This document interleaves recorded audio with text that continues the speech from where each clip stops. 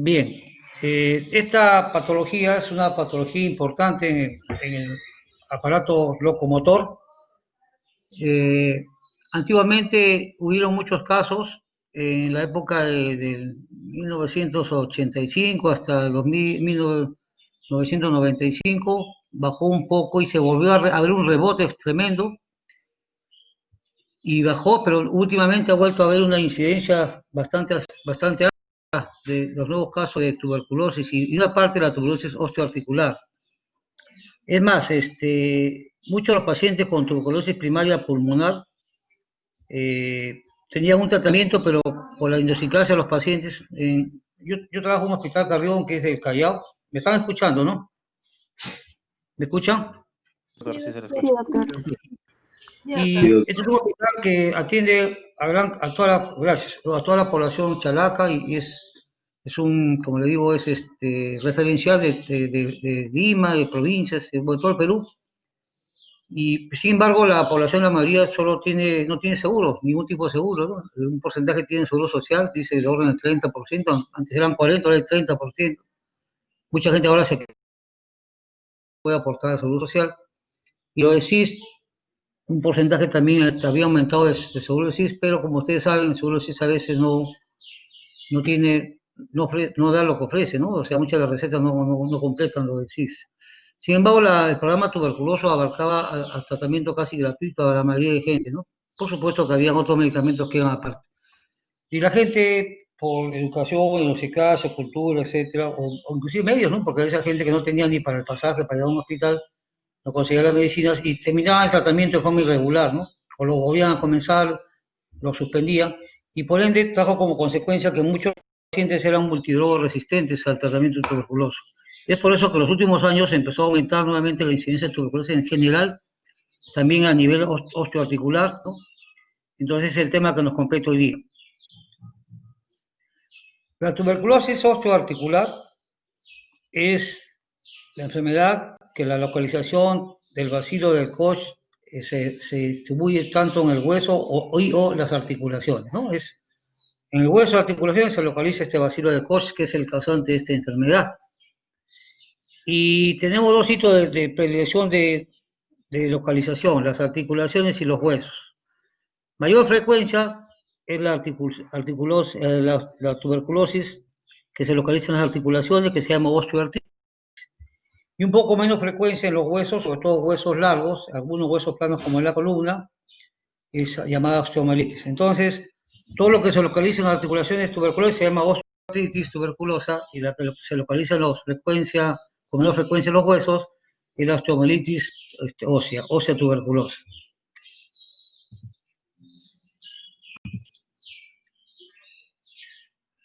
Desde los antiguos estudios que habían nuestros ancestros, la época inclusive de griegos, los romanos, los egipcios, ¿no? Ya aparentemente ya sabían algo sobre esta enfermedad, como lo demuestran las estatuas encontradas, ¿no? Las momias, ¿no? Por los faros funerarios. A la izquierda, por ejemplo, tenemos una estatua de egipcia, donde se encuentra una gran deformidad a nivel de la columna dorsal, lo que se llama jiba dorsal, ¿no? En algunos ya relacionaban esto con problemas de tipo de columna, en relación posible a una enfermedad, pero todavía no sabían, nosotros no sabemos exactamente si se conocía la enfermedad tuberculosa, pero ya había algo porque eran unos pardos separados como que eran casos especiales. En este lado encontramos una estatua de tipo griega, ¿no? Donde se ve que hay un tórax tipo quilla, tórax tipo pavo o tipo pollo, y una gran deformidad en la parte posterior posiblemente, que posiblemente correspondería a un proceso específico a nivel de columna vertebral. Entonces, pensamos que ya esto se conocía desde hace muchos años, ¿no? Entonces, la etiología de esta enfermedad, un ratito. La historia de esta enfermedad se dice que esta tuberculosis de columna vertebral fueron los primeros datos como hemos enseñado en las fotos de antes, que se veían en las momias egipcias, las momias griegas. Entonces quiere decir que ya había una relación con la tuberculosis de columna vertebral por las grandes deformidades, sobre todo la jiba a nivel dorsal o la deformidades a nivel de la parte anterior del tórax. Como hay acá sociedades, actualmente sociedades científicas, sociedades de capítulos, en el caso del aparato locomotor, o sociedades de otras especialidades, también había los cuerpos hipocráticos, que eran sociedades científicas en esa época, era para ahondar los conocimientos medio científicos, y ellos describían ya esta enfermedad y la sugerían como que había una relación de estas enfermedades de los huesos con deformidades, con problemas de tipo lesiones pulmonares. Entonces, como que había una relación entre algo pulmonar que ¿no? Siguió avanzando la historia y Galeno fue el primero que pone el nombre o denomina el término de cifosis y lo llamaba cifosis una deformidad, una deformación característica sobre todo de la tuberculosis a nivel de la columna y básicamente columna dorsal, ¿no? Pero Galeno es el que domina y propone el término de cifosis. Avanzamos y Weissman describe la tuberculosis en la y le denomina el tumor blanco. Un tumor blanco característico porque era completamente diferenciado de un tumor de tipo, de un problema séptico piógeno. Este tumor era un aumento de volumen, pero no tenía características de inflamación, o sea, no tenía ni aumento de temperatura local, ni aumento de coloración rojiza en la zona afectada de la rodilla, ¿no? Entonces, una cosa casi característica de una tuberculosis de rodilla era el tumor blanco, ¿no? Sin ser patognomónico. Pott, en 1779, describe que había una parálisis asociada a la tuberculosis de columna y es por eso que se llama ahora el mal de Pott en honor al descubridor de esta patología a nivel de columna, sobre todo dorsal, ¿no? Tuberculosis de columna, por Pott, que la descubre en el año 1779. Kocher describe que la patología presentaba un tubérculo tuberculoso, que era característico de esta enfermedad. Entonces se denomina el tubérculo de Kocher, que es el que lleva el nombre en honor a su descubridor. Y Koch, en el año 1882, con el descubrimiento de todo del bacilo de Koch, culmina todos los conocimientos de teología. Se cae al suelo todas las teorías o las posibilidades diagnósticas que había en cuanto a la etiología de esta enfermedad. Porque Koch descubre el bacilo de Koch, lleva su nombre en mérito al descubridor, ¿no? Y esto fue en el año 1882.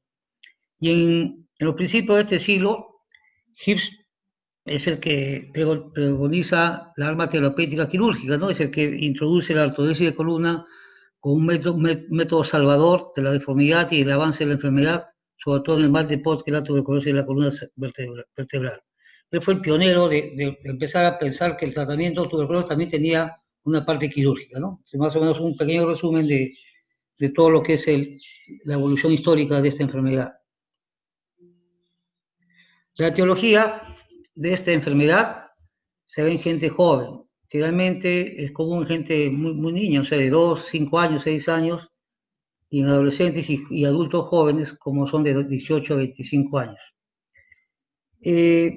Esto está en relación con el grado de virulencia del germen, o sea, del bacilo del Koch, y el bajo nivel socioeconómico. ¿Por qué? Porque se decía, primero porque al haber un bajo nivel socioeconómico había menos ingreso económico de la familia, y la familia por ende tenía una nutrición muy venida menos, entonces eran pacientes con fenómenos carenciales de nutrición. Número 2, porque había un gran hacinamiento, ¿no? Y hay cuartos que vivían 8, 10, 15 personas, y por ende el hacinamiento conllevaba que se podía haber un contagio masivo, ¿no? Esta enfermedad abarca cualquier sexo, no tiene predicción por ningún sexo y se localiza en todo el mundo. Sin embargo, hay estadísticas que demuestran que este bacilo de cosas producía enfermedad, sobre todo en países que tenían llamados en vía de desarrollo, pues, antiguamente llamados en subdesarrollo por la gran falta de nutrición que había o los hacinamientos. Puede haber muchos países, pero se ve más en gente con recursos más bajos, ¿no? Existen dos tipos de bacilo, el bacilo humano y el bacilo bovino, ¿no? El ovino es el que se ve generalmente en toda la Europa, ¿no? Esos países con grandes pastales donde predomina el ganado vacuno, grandes exportadores de vacas y toros de buena raza, porque eran muy bien criados y tenían buenos pastales. Y ahí la gente se transmite esta enfermedad porque los niños, por ejemplo, tomaban leche lo va a utilizar directamente sacado de la vaca y lo tomaban directamente, pero no estaba pasteurizado y podría ser un factor contaminante. El otro bacilo es el bacilo humano, se basa en América, y la transmisión de esta enfermedad, de este bacilo, se produce de persona a persona, ¿no? Entonces, el contagio se hacía pues por el esputo, podría ser por la saliva, si había un estornudo, una tos por ahí, los besos, respiraciones por la respiración, sobre todo cuando había, hemos dicho, un gran hacinamiento, y la manipulación de objetos y alimentos también puede producir un contagio de esta enfermedad. Bien, entonces, esta enfermedad es una tuberculosis articular que compromete generalmente grandes articulaciones. Es específicamente o casi siempre monoartritis, da una monoartritis o una oligoartritis, que sí que abarca generalmente una articulación, ¿no? Y se localiza básicamente el 80% en orden de frecuencia, columna vertebral, segundo lugar, cadera y tercer lugar, rodilla. Entonces, el 80% en orden de frecuencia localiza columna vertebral, cadera y rodilla. Cuando se localiza a nivel de columna vertebral, nosotros le llamamos las espondilitis tuberculosa, y cuando se localiza con deformidad en la columna dorsal se llama el mal de Port, como hemos dicho. Segundo, tenemos cuando se localiza en la cadera, se llama la coxitis o coxalgia, también le llaman tuberculosa. Y en tercer lugar se localizan en la rodilla, y hemos dicho que la rodilla es importante porque hay el famoso tumor blanco, ¿no? Un tumor que no tiene signo de inflamación. Esto es lo prioritario, pero se puede localizar en varios sitios aparte, en la región sacroiliaca, ¿no? Se puede localizar en los huesos del tarso, se pueden localizar en los huesos del carpo, ¿no? Se puede localizar también en el hombro, en el codo y en el tobillo, ¿no? Entonces, sin embargo, la prioridad son estos tres: columna vertebral, cadera y rodilla. ¿Cuál es la patogenia de esta enfermedad?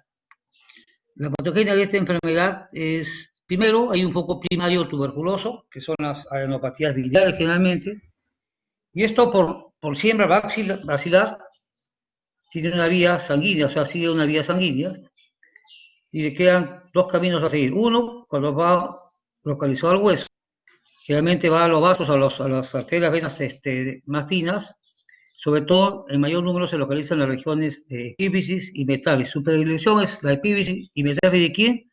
De los huesos largos. También puede localizar en el tejido esponjoso, como en las vértebras, huesos del tarso, huesos del carpo. Cuando el otro camino que sigue por vía sanguínea es el foco secundario, que puede ser un foco urinario o puede ser un foco pulmonar. ¿Estamos de acuerdo? Muy bien.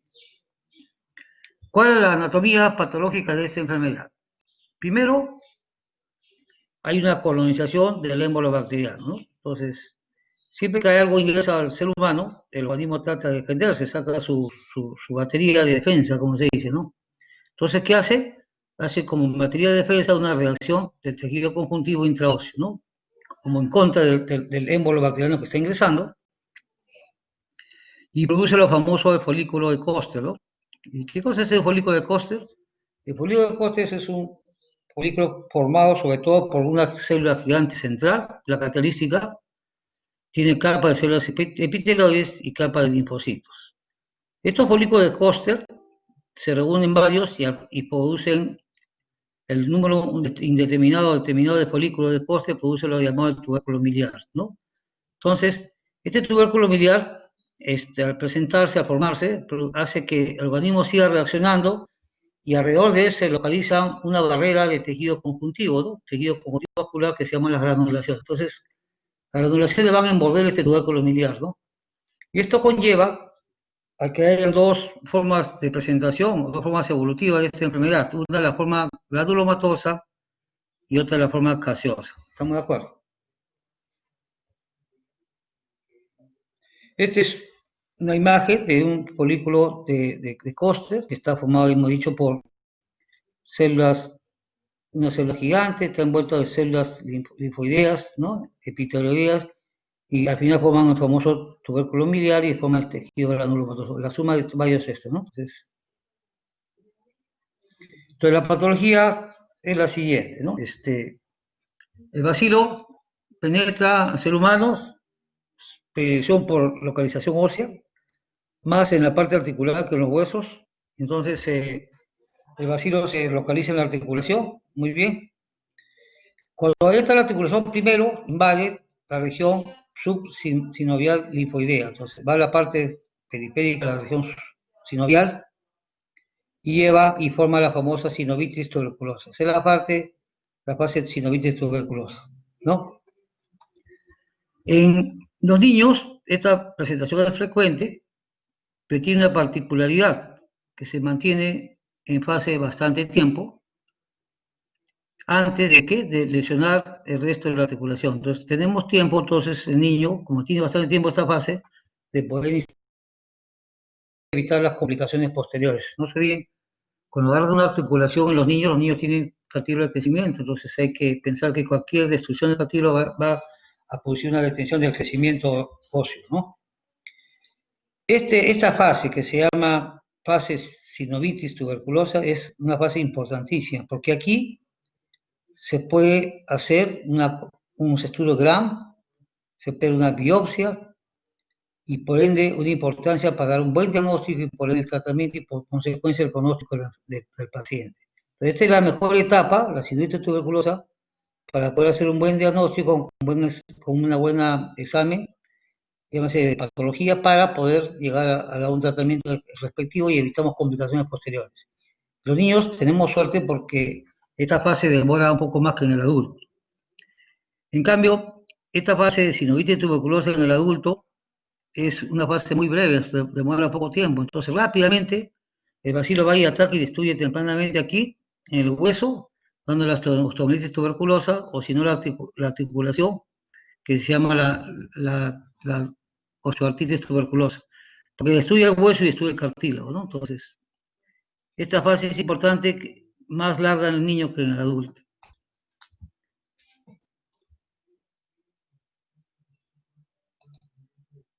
Entonces, habíamos dicho que había dos.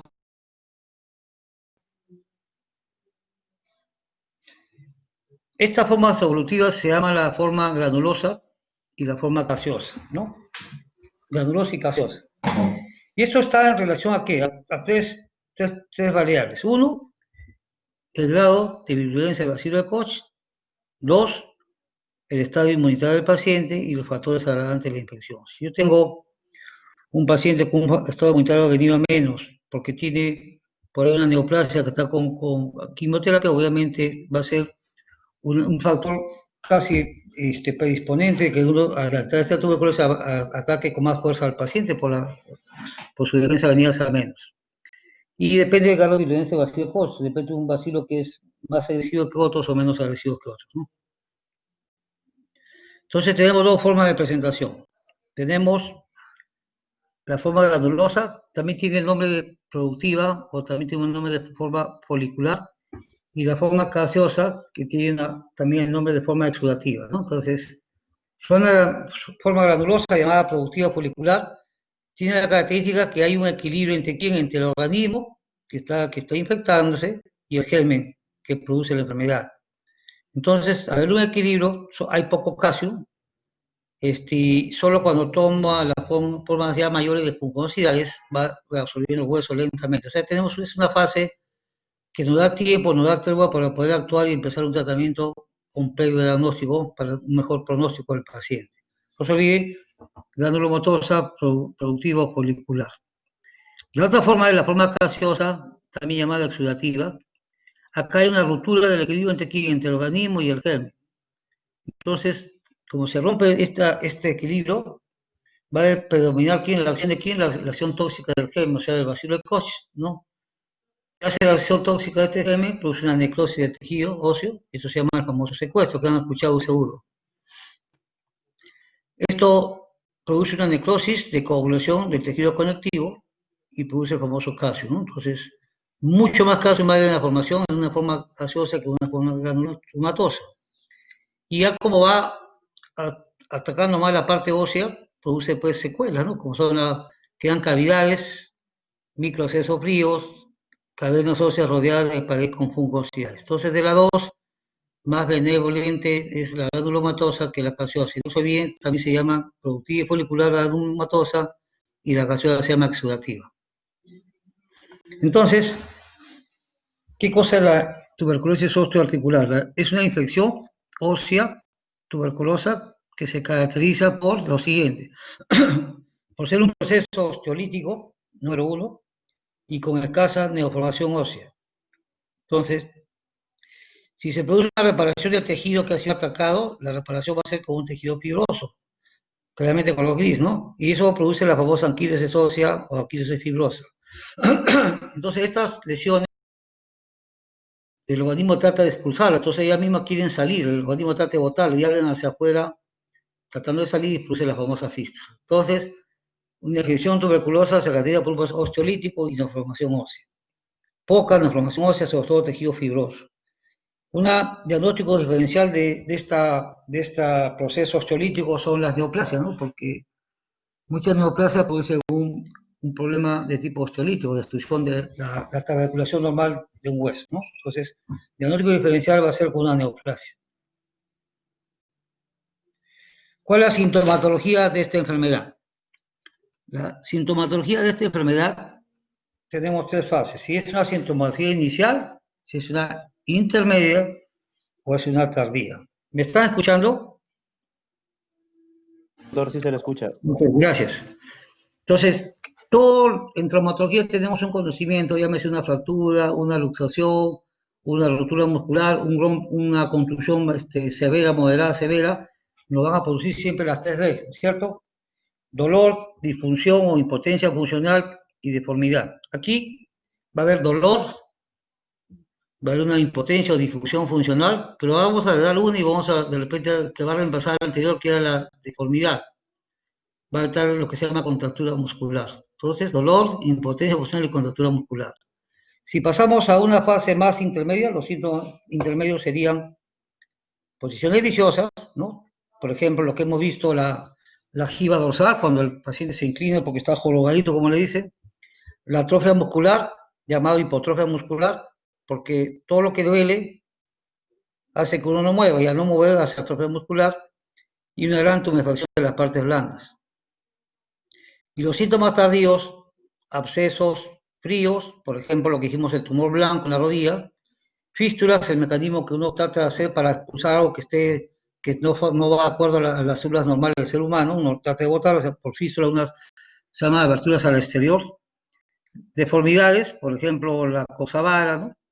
Rigideces articulares que producen una gran limitación, acortamiento de miembros inferiores y parálisis cuando la cosa está avanzando y ya compromete una parte neural, ¿no?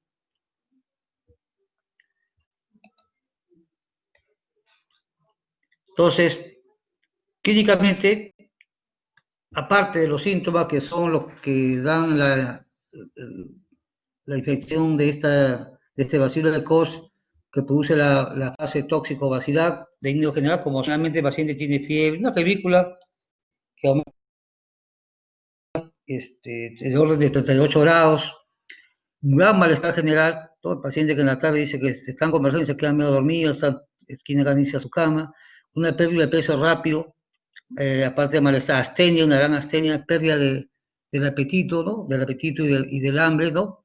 Básicamente el apetito es el hambre selectivo, ¿no? Y algunos dicen que se ve muy puntualmente en los que tienen problema tuberculoso que las pestañas comienzan a crecer más de lo normal, ¿no? Y estos son los síntomas iniciales. Esto, aparte el paciente se queja, esto es el tratamiento inicial, dolor,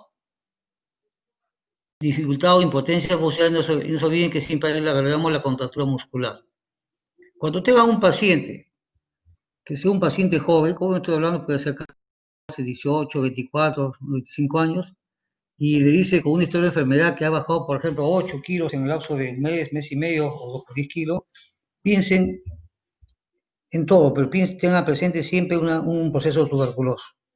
Si tengo un paciente que tiene más años, por ejemplo 50 años, 48 años, 60 años, es un paciente que te refiere que en un mes ha bajado de 8 o 10 kilos, piensa siempre en una neoplasia. Eso no quiere decir que no pueda tener la otra entidad, pero es lo más frecuente que puede. Piensen en eso primero, una neoplasia, y segundo en otra cosa.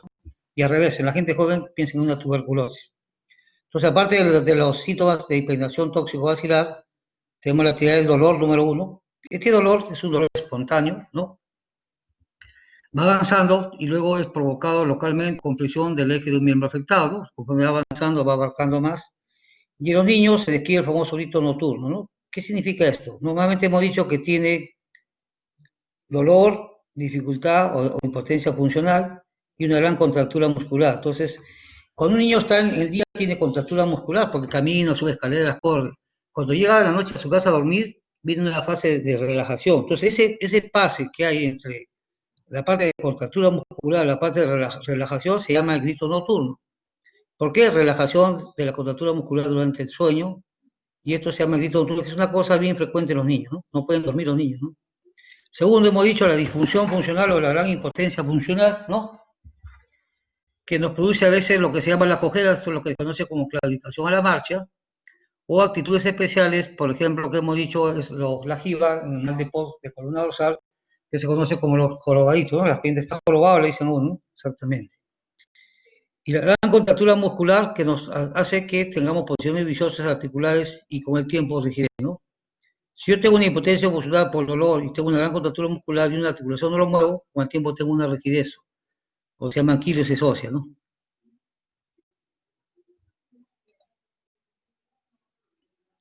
La tarea intermedia, la infección tuberculosa va avanzando y nos produce posiciones viciosas, ¿no?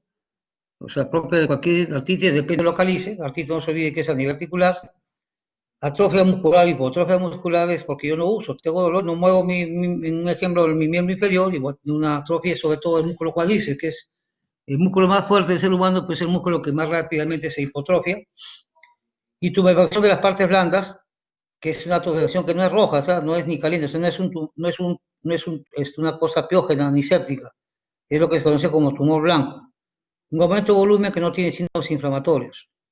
Abultamiento globuloso, sobre todo que se aparece en partes blandas. Cuando vean, por ejemplo, una rodilla tuberculosa, tienen que compararla con el otro lado y van a ver gran aumento de volumen en relación a la rodilla sana, ¿no?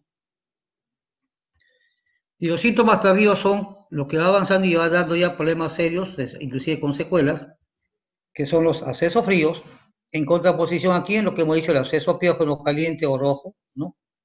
Ejemplo, tumor blanco. Las fístulas, que hemos dicho, es el mecanismo de defensa que tiene el ser humano de tratar de expulsar algo que está fallando. En este caso, lo que está muerto quiere botarlo. Todo lo que es sangre acumulada, todo lo que es líquido acumulado, todo lo que es tejido, tejido que no tiene vitalidad, o sea, tejido necrosado, es un caldo de cultivo para una infección. Entonces el organismo trata de botar, ¿no? Las fístulas son puertas de escape del calcio, sobre todo el calcio que hemos dicho, la formación, sobre todo en la fase evolutiva, gaseosa, y una puerta pero a la vez que sirve para botar tiene una contraparte. Yo al abrir un hueco por la piel, una abertura para poder expulsar el calcio o un secuestro, esto también permite que por ahí pueda entrar un germen, entonces va a haber de repente una zona de infección pitógena sumada, ¿no? Una complicación bacteriana aparte de la que ya tiene la tuberculosis, ¿no? Entonces tiene su pro y su contra.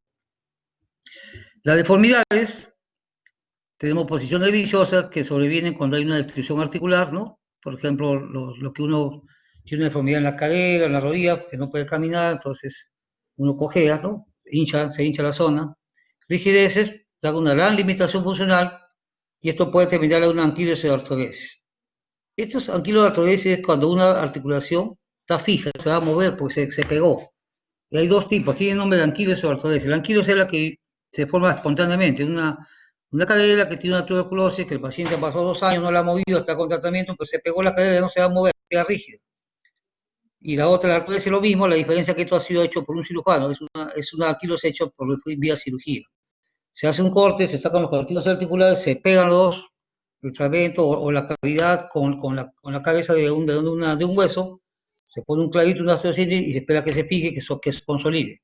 Hay que sacar al tiro articular para que no haya dolor. Entonces se llama artrodesis, es una anquilosis pero hecho por vía quirúrgica. Puede dar acortamientos por destrucción parcial articular, ¿no? O una luxación, una actitud viciosa, ¿no? Y hay parálisis que sobre todo en el mal de Port por una compresión del tipo medular o radicular, ¿no?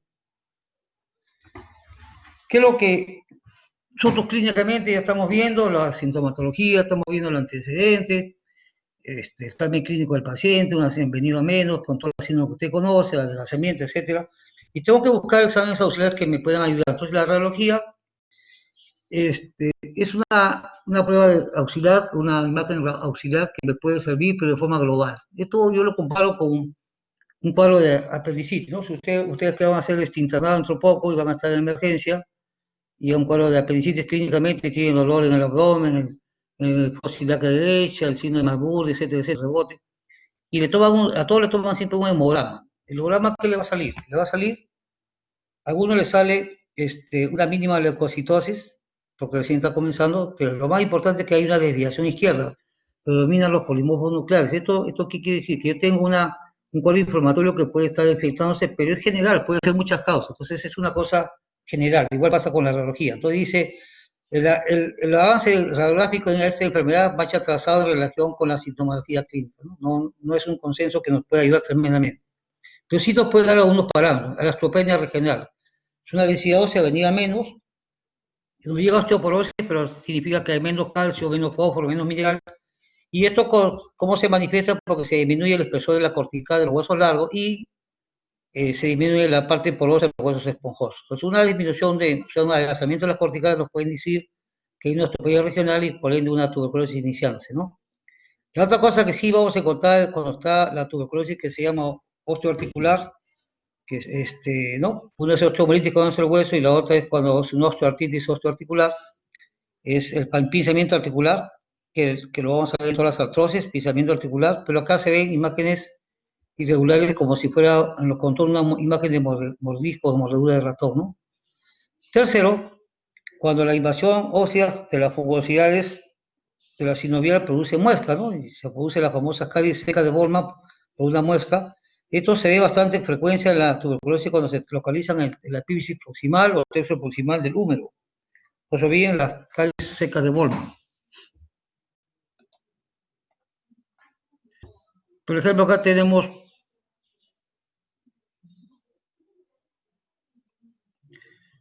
radiología, tenemos otro tipo de diagnósticos, creo que es el más importante. La radiología no da una visión panorámica, es la histología, ¿no? La histología es el gold estándar de un diagnóstico de una tuberculosis osteoarticular.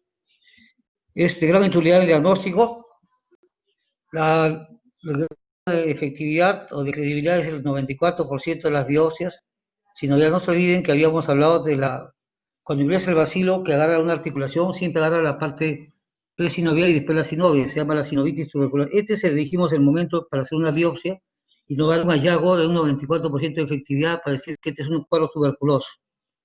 Porque solo granuloma no nos confirman el diagnóstico, ¿no? Tendría que ser saber que es el bacilo de Koch. Entonces, también puedo hacer un examen de líquido sinovial, ¿no? Por ejemplo, si tengo una rodilla inflamada con un tumor blanco, una punción, que es una artrocentesis, en el cuadrante de lo supraexterno, aspiro líquido sinovial y lo mando a estudiar al laboratorio, pero nos da resultados generales también, como la radiología, nos da como si fuera una artritis inflamatoria típica o simple, ¿no?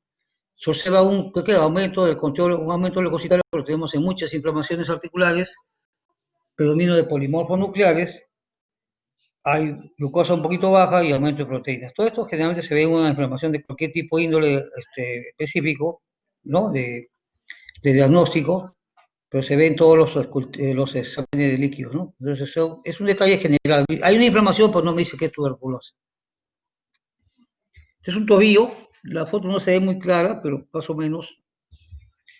Un tobillo que tiene localizado la epífisis distal de la tibia, parte de la metáfisis, presenta un intenso proceso de osteoporosis.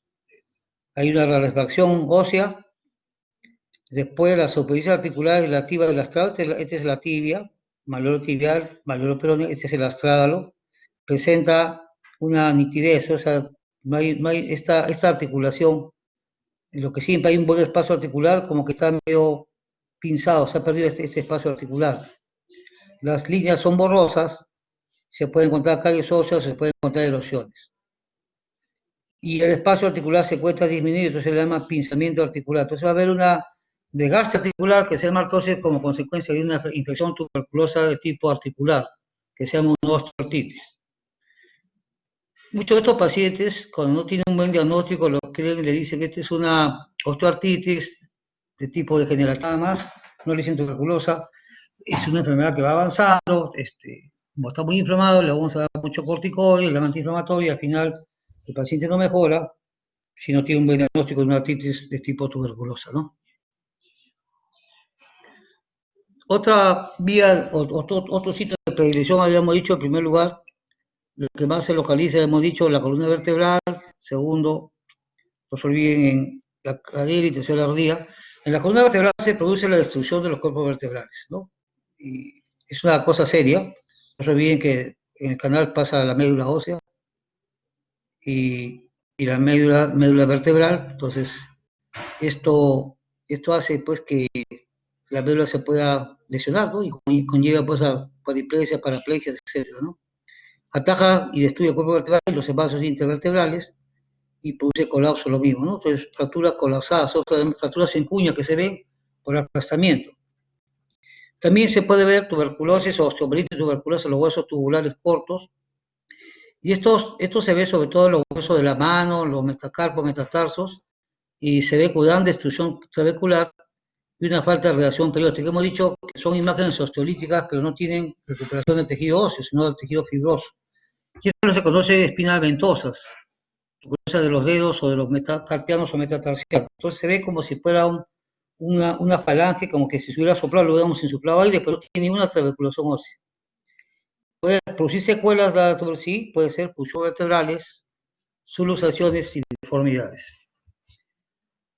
Otro examen auxiliar que nos puede ayudar son las fístulas. Si yo tengo una fístula porque el organismo está tratando de botar un tejido necrosado o un líquido, un calcio, podemos hacer un estudio radiográfico que se llama fistolografía para el trayecto y por ende hacer un puretaje. Nos sirven las tomografías cuando hay un problema de tipo articular para ver cómo está la articulación.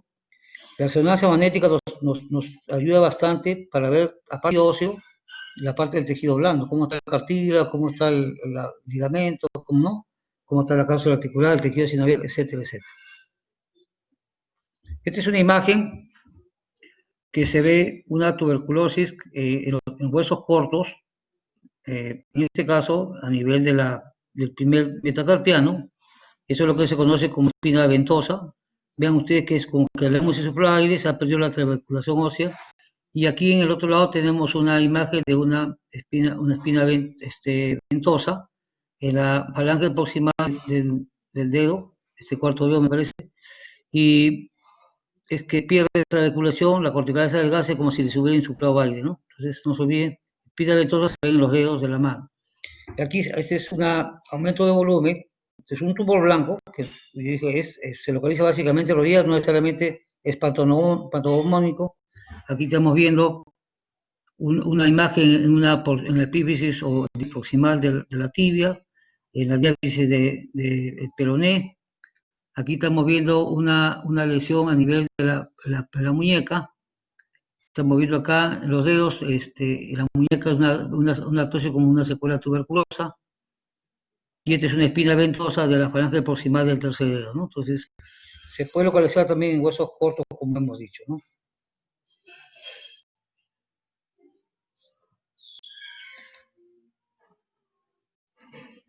En el hombro también se puede localizar, y su predilección para los huesos largos también hay en el hombro y sobre todo en la proximal del hombro. Entonces, esta es una zona destructiva que estamos viendo acá, en la epífisis proximal del húmero, y esto es lo que se conoce como carie ósea, ¿no? Carie ósea o carie de Boltzmann, que habíamos dicho. Compromete la epífisis superior del húmero, ¿no? Hay un poco también de parte de metáfisis. Tiene una carie seca o carie de Boltzmann. Estas superficies óseas se están destruyendo. Entonces, eso es como que ha habido una mordedura de ratón que habíamos dicho, ¿no? Y los signos radiográficos son aparte de lo que estamos viendo, también se conllevan porque se puede ver un aumento de volumen de partes blandas, ¿no? Aquí. El proceso, este es un proceso que son crónicos, pero generalmente son asintomáticos, no producen dolor, lo que produce es una pequeña limitación funcional, pero sí da rigidez porque ya no tiene un enganche. Acá no se olvide que pasa el troquíter y acá el troquín. El troquíter es inserto del, del, los músculos que son los rotadores, el manguito rotador, supraespinoso, infraespinoso, subescapular, redondo menor, y entonces son los responsables de levantar el brazo y hacer rotaciones. Si tengo un compromiso va a haber una limitación para los movimientos, ¿no? Entonces, sin embargo, el hombro, a pesar que es espectacular la destrucción de esta epífisis proximal del húmero, la mayor frecuencia de forma evolutiva que se presente es la forma granulomatosa, proliferativa o folicular, como hemos dicho, ¿no? Y esto conlleva, es por granulomatosa, productiva o folicular, a que el pronóstico sea mejor, porque es una fase que nos permite actuar, nos permite también, dijimos que todavía había un equilibrio entre el huésped y el germen, entonces se podía actuar, ¿no? No había mucho cáncer. A pesar que hay destrucción, se puede todavía contrarrestar la enfermedad. Obviamente la reposición de esto no va a ser una translocución, va a ser un tejido fibroso.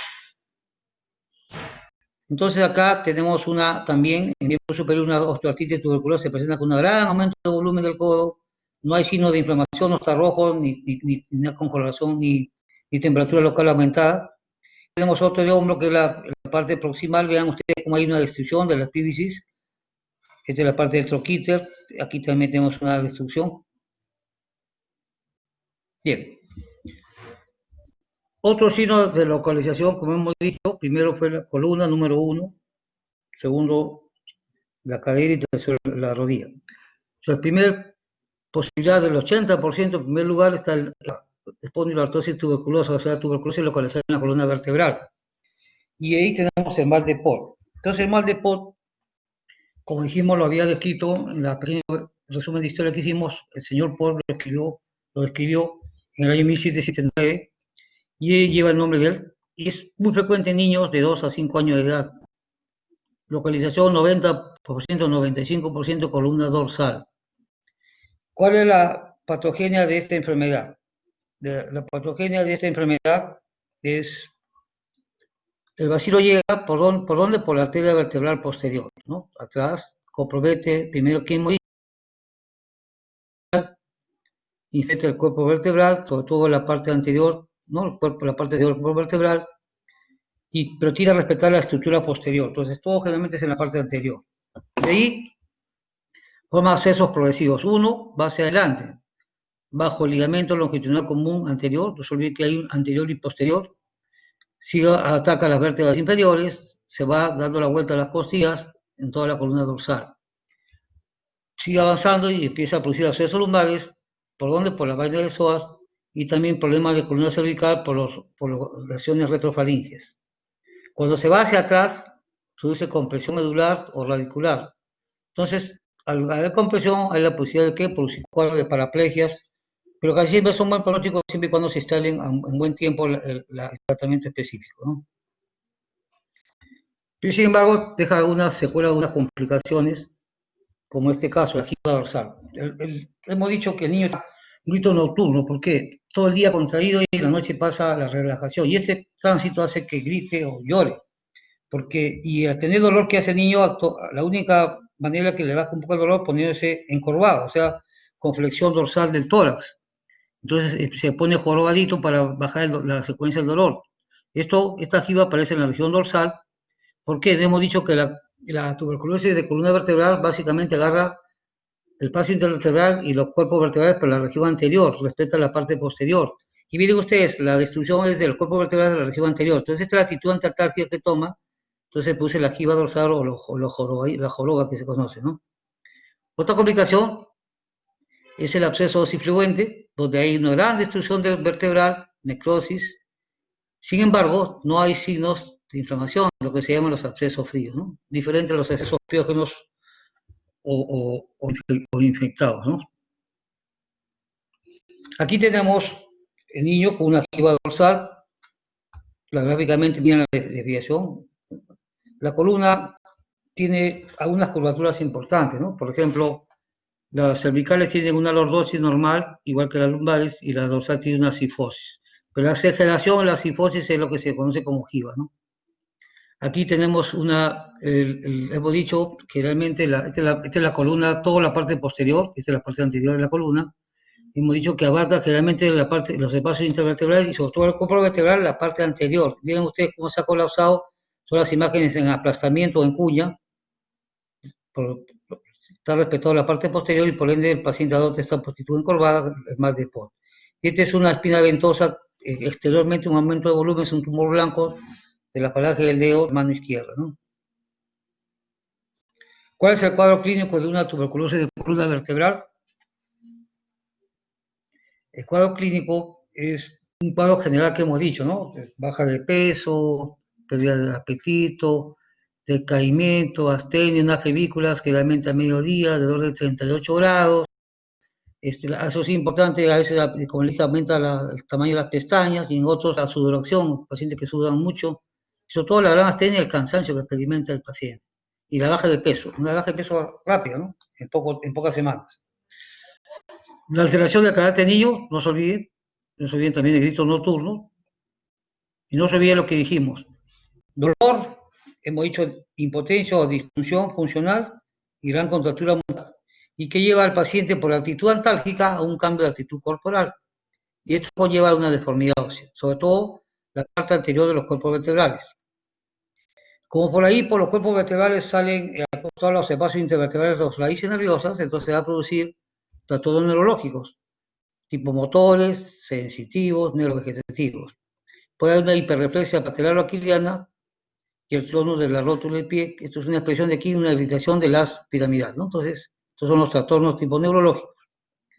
Radiográficamente, en la columna vertebral no se ve siempre el pinzamiento articular que vamos a encontrar, eso es lo que nos va a servir la radiografía, sobre todo el espacio intervertebral, y estos destrucción del disco intervertebral. No se olviden que ataca la parte intervertebral y el cuerpo vertebral, la región anterior.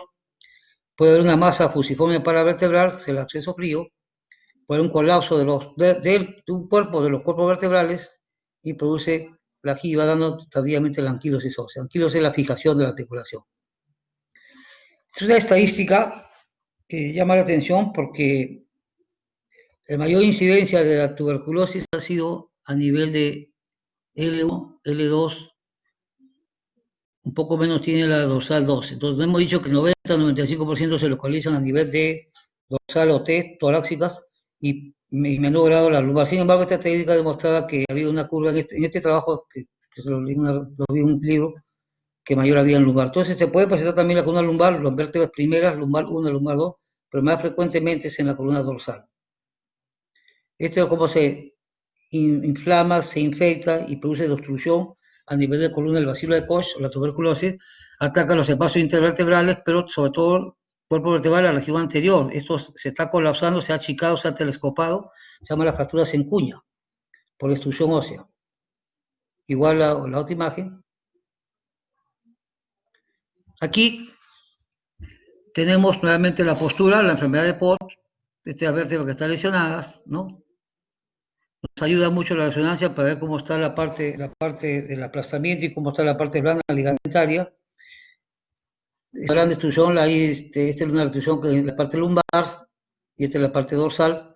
Esta es una tuberculosis a nivel de los lécanos del codo. Hay una destrucción del cóndilo también acá. Y esta es una tuberculosis que ha destruido toda una luxofractura como secuelar de una fractura radio de cúbito distal, sobre todo una fractura con compromiso de los huesos del carpo. Entonces, no necesariamente en columna puede abarcar cualquier parte de otra parte de huesos, otra parte de articulares. Después de columna vertebral, que es la primera opción en el 80%, la segunda en frecuencia de localización es en la cadera, se llama tuberculosis extraespinal. La tuberculosis extraespinal, en este caso de la cadera, también se le llama, da la famosa coxalgia o coxitia tuberculosa, de inflamación de la cadera por un problema de inoculación o infectación del bacilo de Koch. Sigue en frecuencia lo que hemos dicho a la tuberculosis de cadera, que es el mal de Pot, de columna, perdón. ¿Y a quién compromete? Compromete la cabeza de fémur, cuello del fémur, toda la sinovial que envuelve a todo esto, la cápsula articular y al trocante, sobre todo el trocante mayor, pero también puede ser el trocante menor. Cabeza, cuello es la sinovia y el trocante. ¿Qué vamos a encontrar como examen auxiliar en una radiografía de cadera? Al principio con una osteopenia. ¿Y cómo me doy cuenta si hay una osteopenia? Dijimos, las corticales se adelgazan o se pierde la porosidad cuando es un hueso poroso, sobre todo las epífisis proximales o distales de un hueso.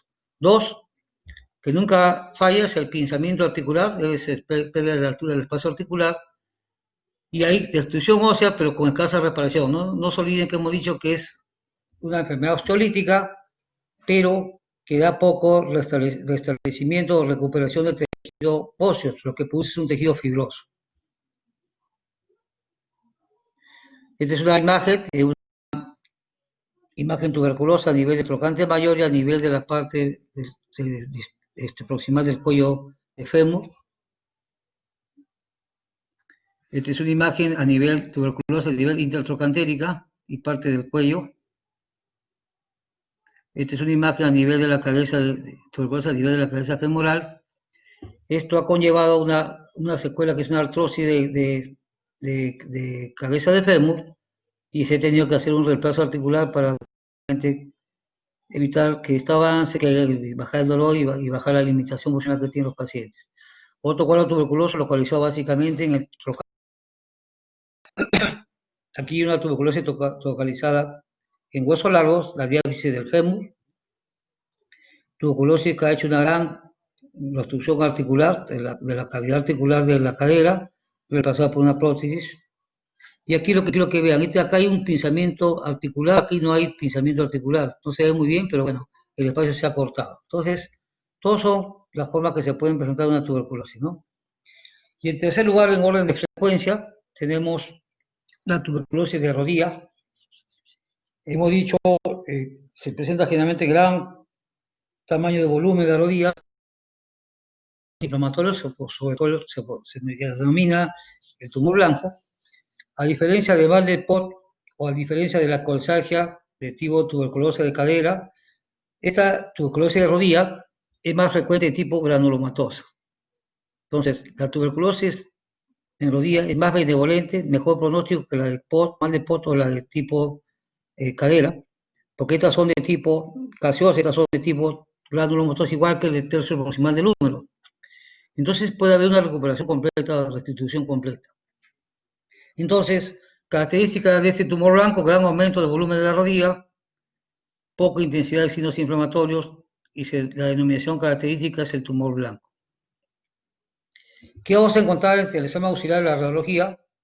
Osteopenia, como hemos dicho, que vamos a encontrar adelgazamiento de las corticales o pérdida de la capacidad de los huesos esponjosos, gran irregularidad cortical a nivel de la articulación de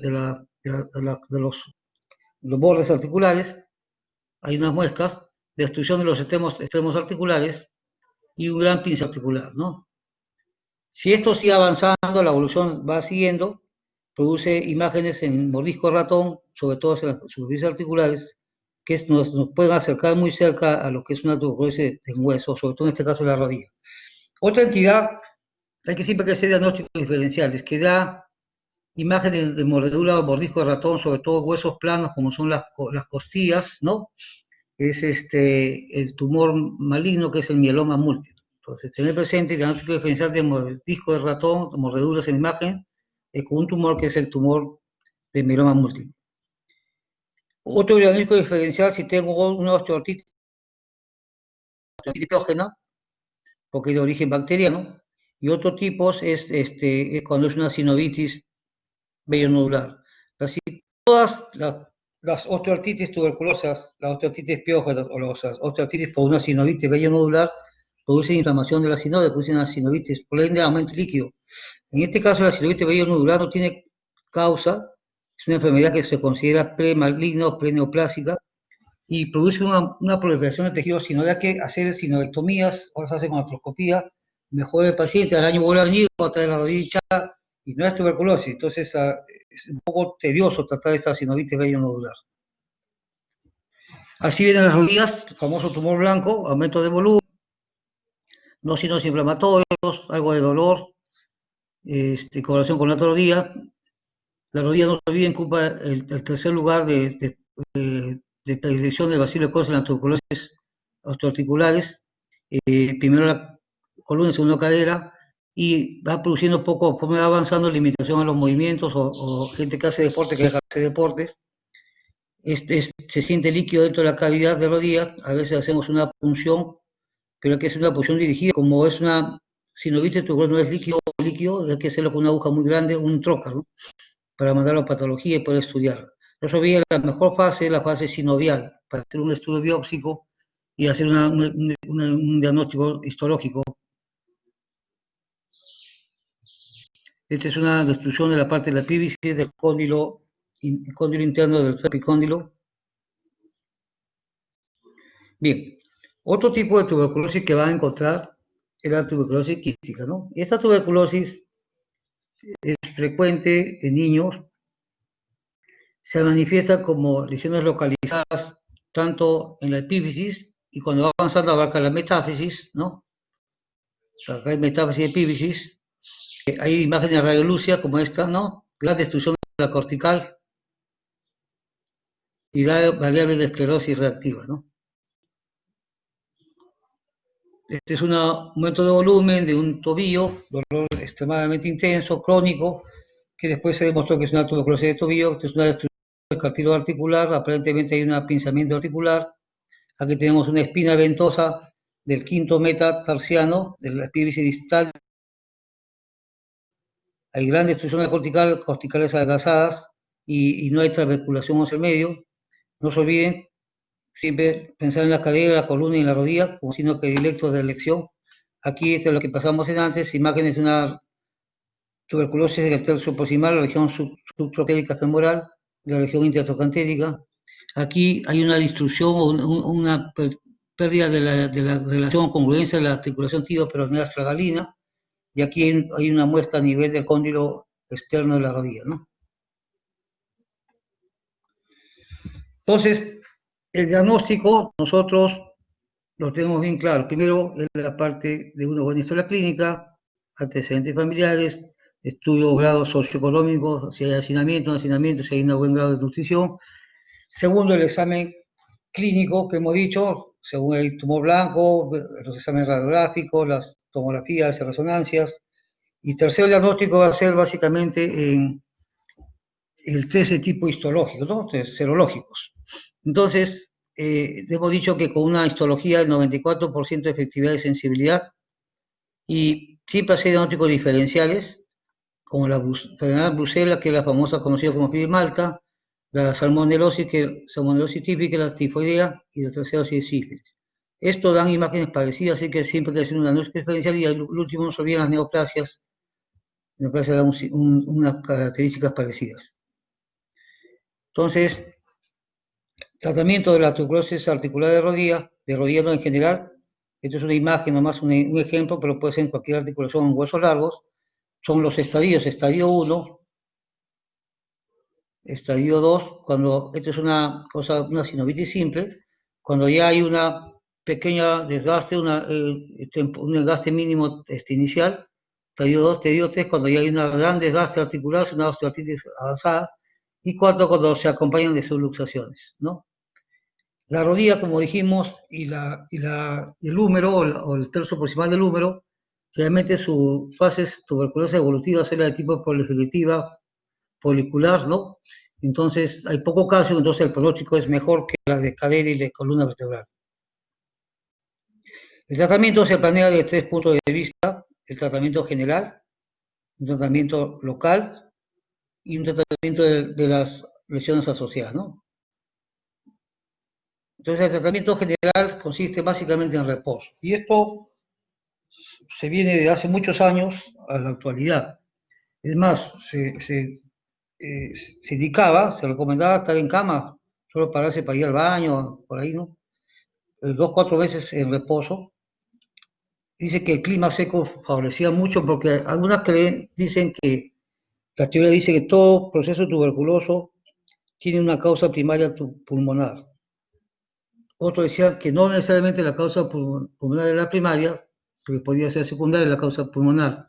Otros decían que no necesariamente tenía que tener un proceso pulmonar para que tenga tuberculosis en otro lado. Entonces, controversial, sin embargo, muchos tienen algunos siempre pequeñas lesiones o enfermedades coadyuvantes a nivel pulmonar, pero no es la panacea, no es la regla general. Entonces, lo que se hacía, dice que al paciente tuberculoso hace años lo enviaban a zonas con clima muy cálido, ¿no? Por ejemplo, en el Perú lo llevaban a Chosica, Chaclacayo, porque es un clima mucho sol y no hay mucha humedad. Eso servía para que se recuperara el paciente. Se dice que con la humedad a proliferar la enfermedad, en cambio en climas cálidos, hacía que se pegaran las pleuras, se niqueaban las cavernas que había y producía una curación de la enfermedad. Ayudaba, ¿no? A producir, ¿no? Si es un paciente que está anémico, le damos un tratamiento antianémico, generalmente vienen con fenómenos carenciales nutricionales y vitamínicos, entonces hay que los multivitamínicos, una dieta hiperproteica, no se olviden que las proteínas sirven para que no se desgaste o no se pierda masa muscular y da vitalidad y energía. Y si el paciente estaba pues anémico, hacer una transfusión cuando tenía menos de 8 miligramos de hemoglobina, ¿no?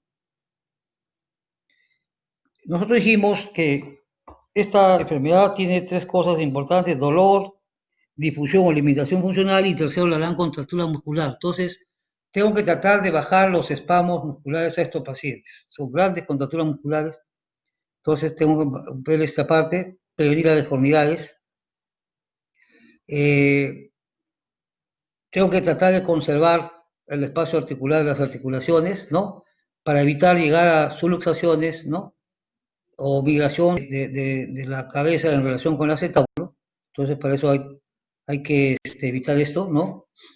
Tercero, 12 semanas sin apoyar, o sea, sin cargar peso. Por ejemplo, si tuviera una tuberosidad de cadera, no lo hago pisar, ¿no? Y después le hago un apoyo parcial con muletas, después de las 12 semanas. Y después ya a las 24 semanas le pongo puedo hacerlo caminar, pero con una cosa mínima, ¿no? O sea, una sola muleta de repente. ¿Cómo puedo hacer yo para bajar la tracción muscular? Por ejemplo, si tuviera una tuberculosis de rodilla o de cadera, tengo que hacer las tracciones. Y nosotros conocemos, la tracción es un medio inmovilizador, un medio de contrarrestar la contractura muscular. Se usa mucho para la fractura de fémur proximal, o que llamada fractura de cadera. Se usa mucho para fracturas de asfixiales de fémur, porque hay una gran contractura muscular. Entonces, estas tracciones pueden ser tipo blandas o cutáneas, o pueden ser óseas o esqueléticas, ¿no? Entonces, cuando es ósea, se usa una décima parte del kilo peso corporal, igual que las blandas, o una décima quinta parte del kilo peso corporal. Esto es para contrarrestar la contractura muscular. Se preferencia de usarse una tracción blanda, ¿no? Segundo, de comenzar a hacer movimientos activos asistidos de quién, de las articulaciones, por ejemplo, la cadera y la rodilla, porque si no hago esto, tengo rigidez articular y atrofia muscular, pero para hacer esto tengo que primero que el paciente experimente una baja del dolor, que puede ser en la cadera de la rodilla según la articulación afectada, y lógicamente, ¿cuándo va a bajar el dolor? Cuando baje la gran contractura muscular. Entonces, pues lo conseguimos, lo ayudamos con la tracción. La tracción se continúa o sea, de 2 meses a 4 meses, de 8 a 16 semanas, y después se puede caminar con muletas, ¿no? Después de 2 a 4 semanas, ¿no? Después de esto, 2 a 4 semanas con muletas. Se podía dar un día mayor soporte del miembro afectado después de 2 a 3 semanas posteriores a todo esto de acá, ¿no? Ahora, tenemos tratamiento para todo lo que es atrofia muscular y rigidez articular, tenemos terapia física. Tenemos tratamiento medicamentoso, que lo vamos a ver. Tenemos los tratamientos de tracciones para evitar las contracturas musculares. Tratamiento general, que es mejorar su estado anémico, su estado nutricional, etcétera, etcétera. Si tengo deformidades, también trato de corregirlas para mejorar el eje de cada miembro. Entonces, tenemos lo que usamos de tratamiento medicamentoso. Entonces, teníamos dos categorías a utilizar: la categoría 1 o la categoría C. Cuando es la categoría 1, cuando es una tuberculosis extrapulmonar, que es la que estamos viendo ahorita, de un hueso largo, una articulación, y la otra es la categoría 3, ¿no? Que que esta extrapulmonar. De la 2, la 1 era la más seria y la 2 menos seria, ¿no? La 2 son extrapulmonares. Siempre vamos a usar estas 4 drogas. Rifampicina R, que reemplazó primero la streptomicina, pero había muchos problemas usando streptomicina inyectable de 1 gramo por la gran otoxicidad que había, ¿no? Problemas de sordera daba en muchos casos. Se reemplazó hace muchos años por rifampicina por vía oral. Segundo, la isonacida, la Docomachi. Tercero, el etambutol, que es Humay, y la piracinamida con Z. Estas son las 4 drogas fundamentales del tratamiento tuberculoso. Pero hay esquemas. Uno, en lugar de la categoría 1, que era más serio que la categoría 3, todas eran extrapulmonares, usábamos 4 drogas, las 4 que están acá. ¿Por cuántos meses? 2 meses. Rifampicina, isoniazida, etambutol y piracinamida. En cambio, en la categoría 3 usábamos también por 2 meses, igual de 4, 3 drogas. Rifampicina, isoniazida y piracinamida y quitábamos el etambutol. Entonces, son esquemas que había. Después del segundo mes, puede ser del primer esquema o el segundo esquema según la categoría, continuábamos con 12 a 18 meses, un año y medio más, dando 2 drogas, rifampicina y isoniazida. Ojo, si tengo un paciente que está con una infección tuberculosa demostrada clínicamente, radiográficamente, con resonancia magnética, con histología, yo tengo que dar un tratamiento, pero tengo que dar un tratamiento preventivo a toda la familia. Entonces lo que se emplea, el tratamiento profiláctico es usar isoniazida por de 2 a 6 meses en los pacientes según el grado de hacinamiento, según el estado de nutrición. Si tengo una paciente que vive en una zona marginal, que casi no tiene medios económicos, una casa muy chiquita, con mucha gente, entonces le doy 6 meses isoniazida a todos y evito el contagio, ¿no?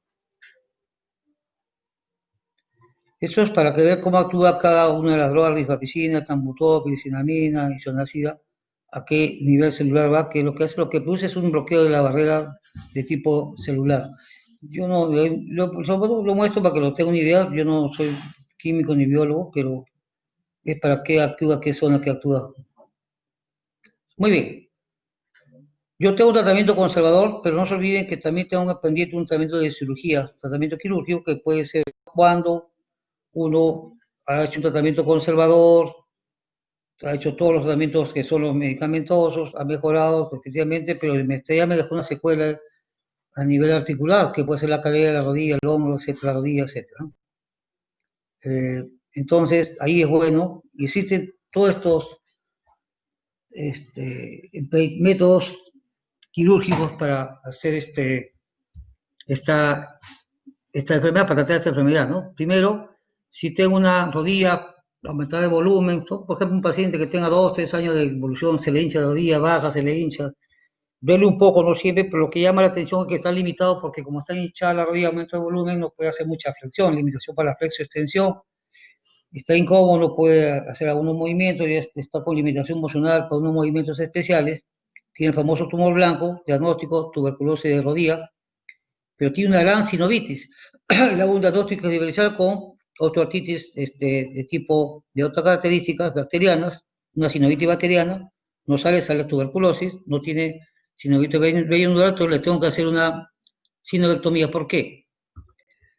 Cuando aquí deforma la membrana sinovial, que la sinovia produce líquido sinovial. Si yo tengo una sinovitis, inflamación de esta membrana sinovial, la consecuencia va a ser producción de líquido de repetición, más cantidad. Aumenta el líquido sinovial en la rodilla y aumenta la presión intrarrodilla, la cápsula articular se expande a lo máximo, aumenta el volumen y por eso queda un poco de dolor. Entonces yo le hago una artrocentesis y sale muy poco, porque el tejido sinovial va a salir un poco de líquido, pero va a estar bien, quedar hinchado porque queda el tejido sobrenadante sinovial. Entonces hay que sacar ese sinovial. Antiguamente, que yo lo he hecho, hacíamos un corte de la rodilla grande, entrábamos a la sinovia y le sacábamos lo más que podíamos la sinovia, entrábamos con electrocautel porque sangraba mucho, pero quedaban cicatrices grandes y como por ende quedaba pues una cicatrización que producía una rigidez articular por una fibrosis. Entonces, más es el daño que hacíamos que el beneficio de hacer sinevectomías totales o parciales. Ahora, con el uso de la artroscopía, se hacen dos cortecitos de 3, 4 milímetros y se hace un limpiado con un famoso shaver, que es un afeitador, y se usa un artrocare, que es un electrocoagulador, porque eso de la sinovia sangra mucho y vamos pulverizando todo el tejido sinovial.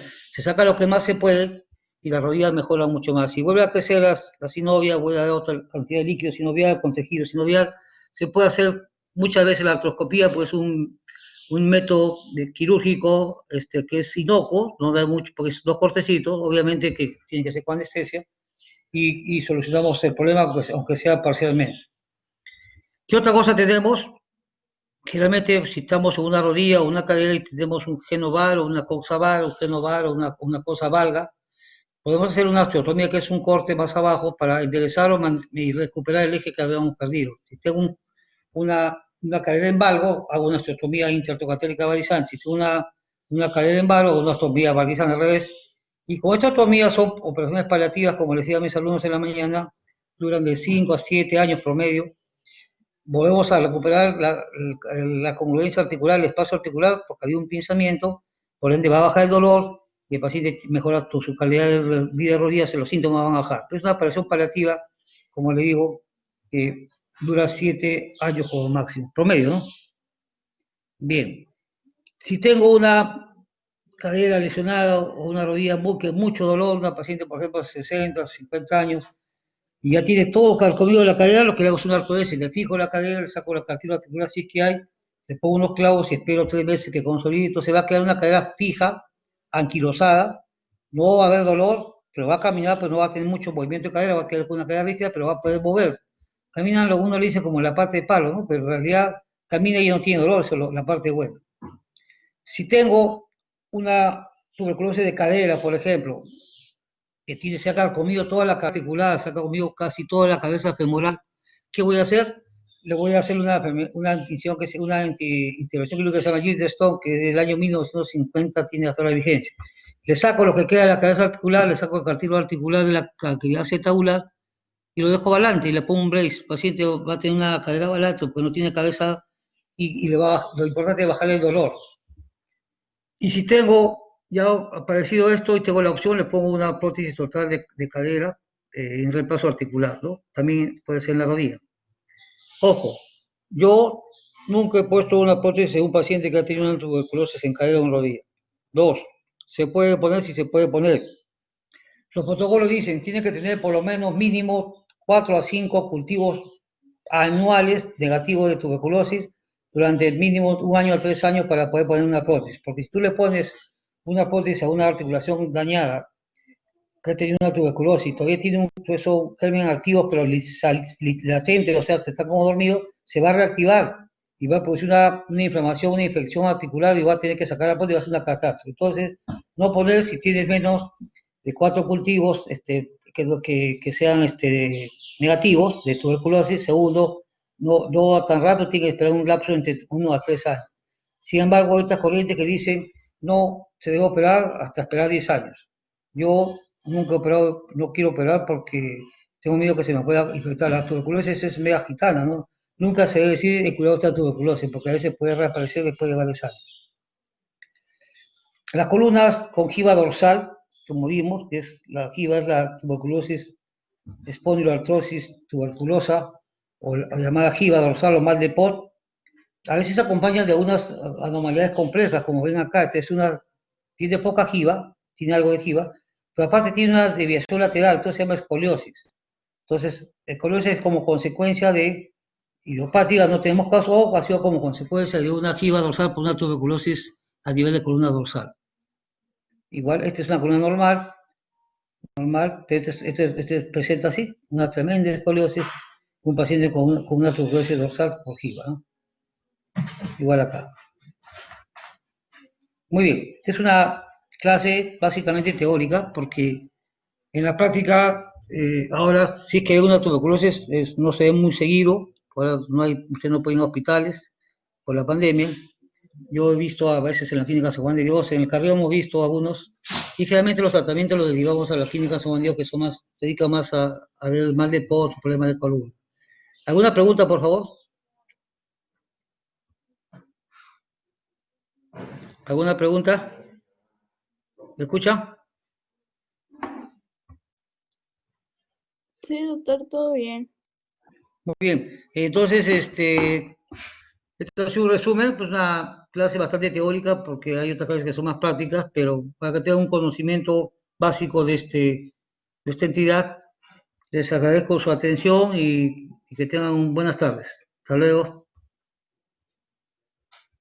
Gracias, doctor. Hasta luego. Gracias, doctor. Nos vemos.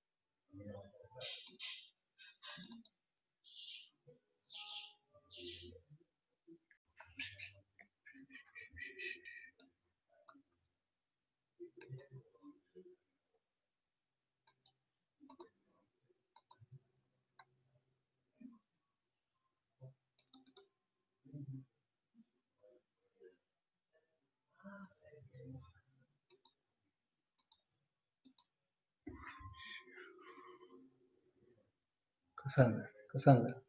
En fin. Para cerrar.